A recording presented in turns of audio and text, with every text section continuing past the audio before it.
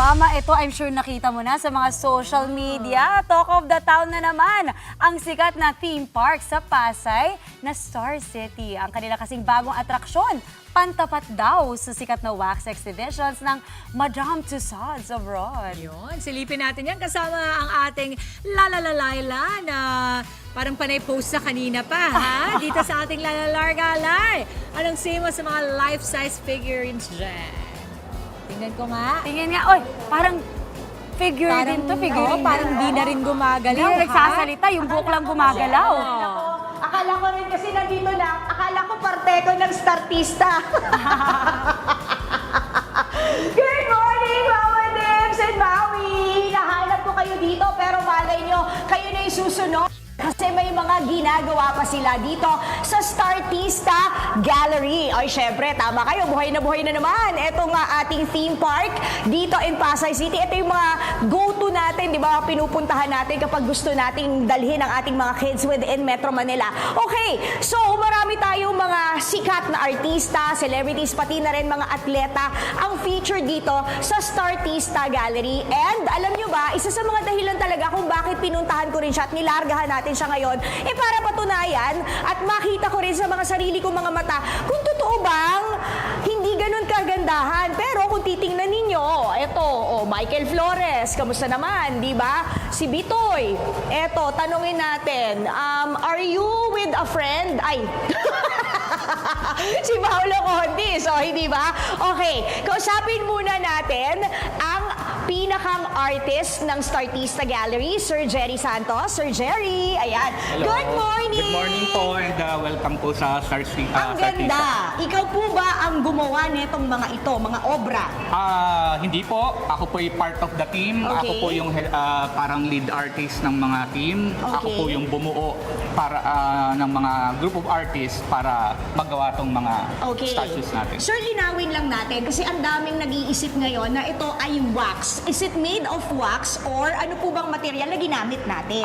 Hindi po siya wax. Mm-hmm. It's made of resin and fiberglass. Resin and fiberglass. Pero may parte daw po dito na 3D printed. Yes po. Yung ulo po nito, meron tayong group na sa 3D printing. So, yung ulo lang po nito ang naka 3D print para Okay. mas makuha po natin ang accurate yung talagang mukha ng mga celebrity. Sinukat talaga siya. Sinukat and in-scan. Okay. So, computerized na po yan. Pero all the rest is handmade. Handmade. O sige, And lakad hand-painted. tayo. Handmade, hand-painted, hand-sculpted sa Tama po. magkakasagap ko ng mga chikanes. O, di ba? Sir, pag sinabi kasi nating hand-sculpted, dito po tayo sa Yes, po. ni Maring Ara. Ayan, ang ganda ni Aramina dito, panalo. Pag sinabing hand-sculpted, ano po ibig sabihin nun? Ibig sabihin po nun, ginawa po siya by hand, no? Using yung the specifications nung sinukat namin yung mga celebrities. So, Pati yung mga measurements nila, Yes, as in yung- vital statistics, sakto, Tama bongo. po. Opo, yan. O kaya naman Actually, pala, very sexy yung kumari ko. Sumukat po nito yung mismong asawa ko, kaya siguradong accurate yan kasi ganyan din ka-sexy yung Oo asawa ko. nga, wow, di ba? Ang ganda ni Aramina dito, hindi ba? At saka, thank you Sir Jerry. Ay, Ay. teka, last na. Ano po yung isa sa mga challenges natin na kinakaharap natin Challenges po saan? sa paggawa? Sa paggawa, Well, sir? ang challenge po natin dito is syempre yung bumuo ng tamang team para ma-execute siya ng maganda. Okay. Kasi po, gusto ko lang po reiterate, Yes. sa picture po iba. Yes, totoo Ma'am, naman. gusto ko pong, pwede pong ako magtanong sa inyo. Ano yung- po yan? Sa Don't nakita get niyo- so emotional. Oo, Medyo sana- na-emotional kasi si Sir. sorry po. Sa Sige, picture po ba na nakita nyo sa internet Okay. and nakita nyo dito sa actual, pareho po ba? Okay, sige. I-close up natin, ha? Ayan, papalapitin ko ang aking cameraman. Tingnan nyo yung itsura ni Aramina dito. Kasi nga, walang justice yung photo sa mga nakikita natin on cam. So, ayan, ha? Sa social media. So, pag tinignan nyo naman, maganda talaga kasi iba yung kulay. I guess siguro yung angulo lang at lighting, no? Ng noong mga figures, yung dahilan kung bakit pagdating sa photos, medyo iba iba yung itsura, di ba? Salamat po, ma'am. At Ayan. ako pa nag-interview sa inyo. Oo, okay lang yun. O, Sir Jerry, iwan na kita, ha? And sana tumigil na yung mga nagbabash sa'yo. Salamat So po that sa you'd feel better. opportunity. Huwag kang mag-alala. Literal, mahaba ang buhok natin. Okay? O, sige. O, dito naman tayo. Punta tayo dito kasi marami pa. Look, look, look. Si Kumaring Gladys. Huy! Wala sa akin yung diary, ha? Huwag kang ano dyan. O, hindi ba? Ay! Sir Dennis Antenor! Kamusta ka na? Ang ating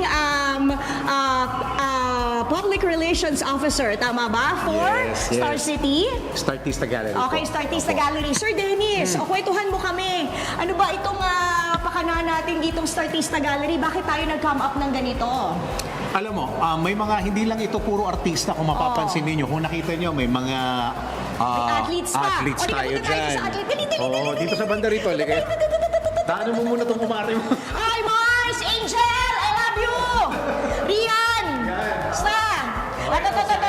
Ito. Hawakan mo yung mic. Sige. o. Ayan, nandito si Efren Oo Batares. nga, o, di ba? Si Django, nandyan. Oo, Ayan, Django. tapos andito Ay, rin si sandali. Of Course. Gagayahin ko yung pose. Ayan. Okay na ba? Medal na lang Oo nga eh. Medal na lang Oo, ulit. di ba? Yan. Okay. Yan. So, ano yung reason? Dito tayo. Ano yung dahilan? Bakit tayo nag-come up ng ganito?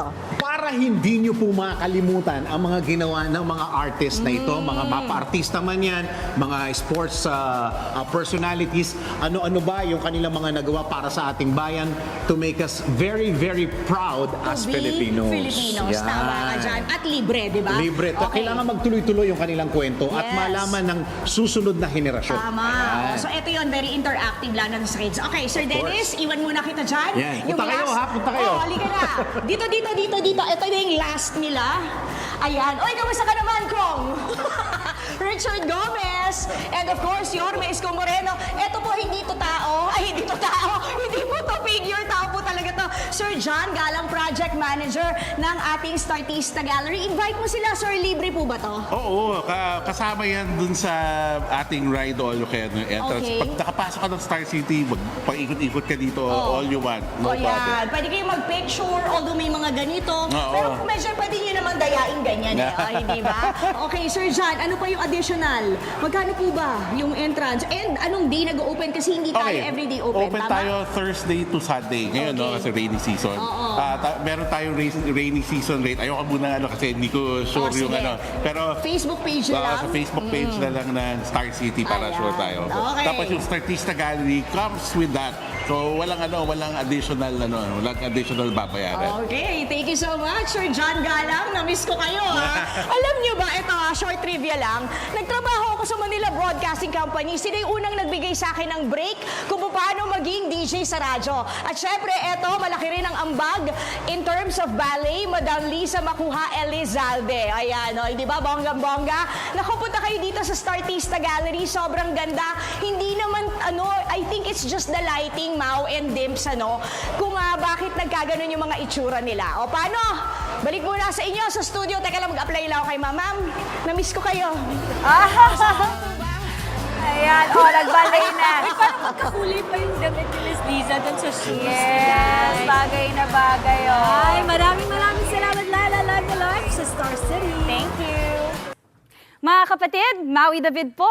Para laging updated sa viral food spots at unique destinations, mag-follow at subscribe na sa social media pages ng News 5.